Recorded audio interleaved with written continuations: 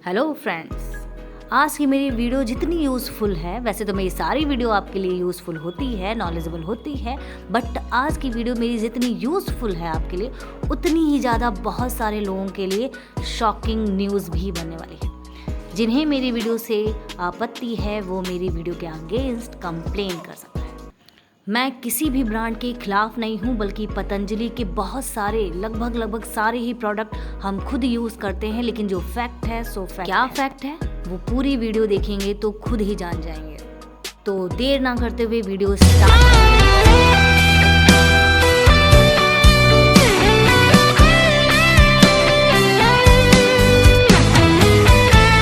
बच्चे हो या बड़े, सभी को जैम बहुत पसंद आता है। जो बच्चे खाना खाने से आनाकानी करते हैं वो भी जैम ब्रेड में लगा के बहुत चाव से खाते हैं। जिन पेरेंट्स को अपने बच्चों की हेल्थ के लिए फिक्र होती है तो वो होममेड जैम यूज़ करते हैं या तो फिर वो पतंजलि जैम यूज़ करते हैं। लेकिन पेरेंट्स होने के नाते आपको ये जानकारी रखनी ज़रूरी है कि ये जैम कहीं आपके बच्चों के साथ, सेहत के साथ खिलवाड़ तो नहीं कर रहा। इन सब चीज़ों के पीछे जैम कैसे बनता है, क्या है, उसकी हेल्थ पे क्या इफ़ेक्ट है, किसी का ध्यान नहीं जाता अगर वो ब्रांड पतंजलि का है तो। मार्केट में बहुत तरीके के जैम अवेलेबल हैं। Mixed fruit jam, guava jam, aloe vera jam, Apple jam, orange jam, ना जाने कितने तरीके की वैरायटी आपको मार्केट में देखने के लिए मिल जाएगी। लेकिन इन सारे जैम बनाने का प्रोसेस एक ही होता है। जिस भी तरीके का जैम बनाया जाता है उसको सबसे पहले एक बड़े से कंटेनर में बॉइलिंग के लिए रखा जाता है। इन फ्रूट्स को जिस टेम्परेचर के साथ बॉइलिंग की जाती है ताकि एक अच्छा जैम बन के तैयार हो सके, उस टेम्परेचर पर वाटर लेवल बिल्कुल 0% हो जाता है। कुछ परसेंट इनके न्यूट्रिशन भी इन फ्रूट्स के उबालने की वजह से ख़त्म हो जाते हैं, कुछ परसेंट। लेकिन विटामिन सी एक ऐसा एलिमेंट है जो उबालने से जिस टेम्परेचर के साथ उबाला जाता है जैम बनाने के लिए, उसमें विटामिन सी पूरी तरीके से बॉइलिंग के टाइम पर ही ख़त्म हो जाता है, जो हेल्थ के लिए सबसे ज़रूरी एलिमेंट होता है। बात यहीं पर अभी ख़त्म नहीं होती है, अभी तो पहला स्टेप बॉइलिंग है इसका। उसके बाद आता है सेकेंड स्टेप, इसको मैश किया जाता है। सारे फ्रूट्स को एक बड़े से कंटेनर में रख करके एक बड़ी मिक्सी के साथ इन सबको मैश किया जाता है, एक लिक्विड जैसा तैयार किया जाता है।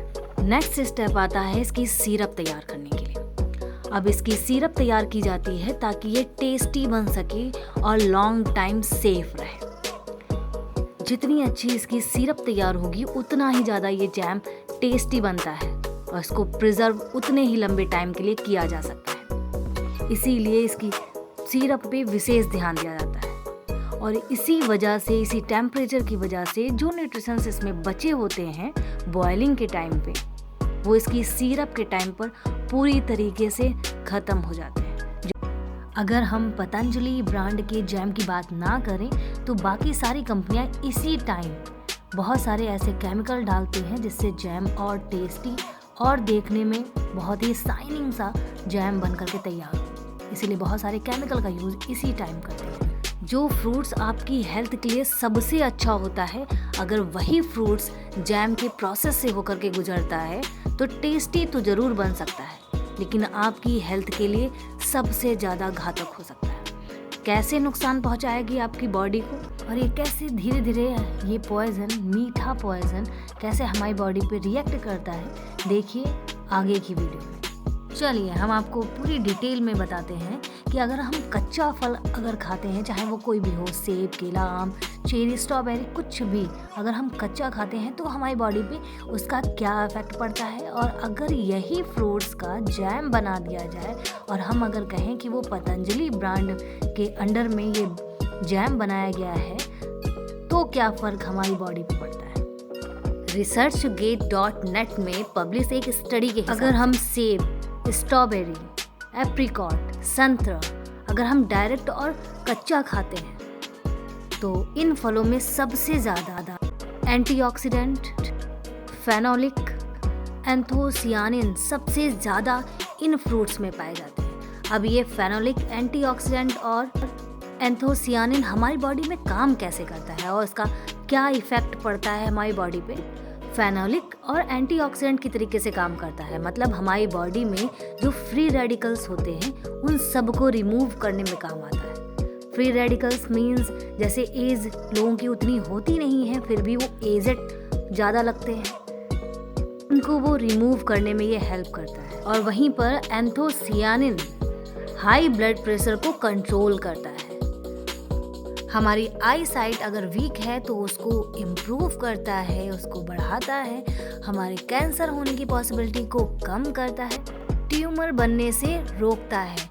ऑल ओवर अगर हम एक शब्द में कहें तो हमारी बॉडी को बिल्कुल हेल्दी बनाता है, सारी बीमारियों से बचाता है ये एक एलिमेंट। और हाँ, डायबिटीज़ की पॉसिबिलिटीज़ को कम करता है, डायबिटीज़ होने से बचाता है। ये सारे फ्रूट्स बायोएक्टिव फेनोलिक के अच्छे सोर्स माने गए। अब उसी के उल्टा जब इन सारे फ्रूट्स की जैम बना दी गई, उसके बाद इन फ्रूट्स की जांच हुई, तब एक शॉकिंग रिसर्च सामने निकल कर के आया जो सबको हैरान कर दिया।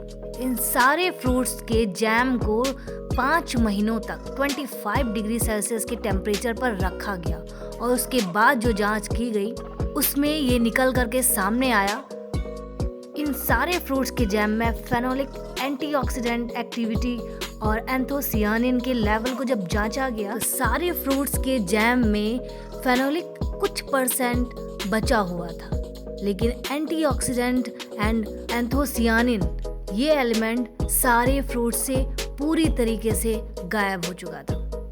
आप ऐसा भी समझ सकते हैं कि फ्रूट जैम नहीं खा रहे हैं, आप गुलाब जामुन को ब्रेड में लगा के खा रहे हैं। अब आप खुद दिमाग लगाइए कि गुलाब जामुन से आपको क्या न्यूट्रिएंट्स मिलने वाला है।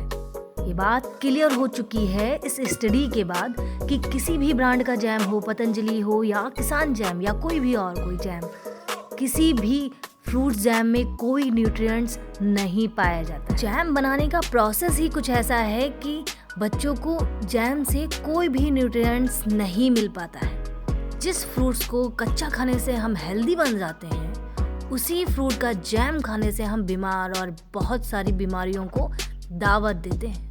तो अलर्ट हो जाइए। अगर आप भी अपने बच्चों को इस भ्रम में जैम खिला रहे थे कि उससे आपके बच्चों को न्यूट्रिएंट्स मिलने वाला है, तो बी अलर्ट, सतर्क हो जाइए, क्योंकि ऐसा कुछ होता नहीं है। फिर मिलते हैं आपको बहुत ही जल्द एक नई वीडियो के साथ, नई इन्फॉर्मेशन के साथ। तब तक के लिए गुड बाय, टेक केयर।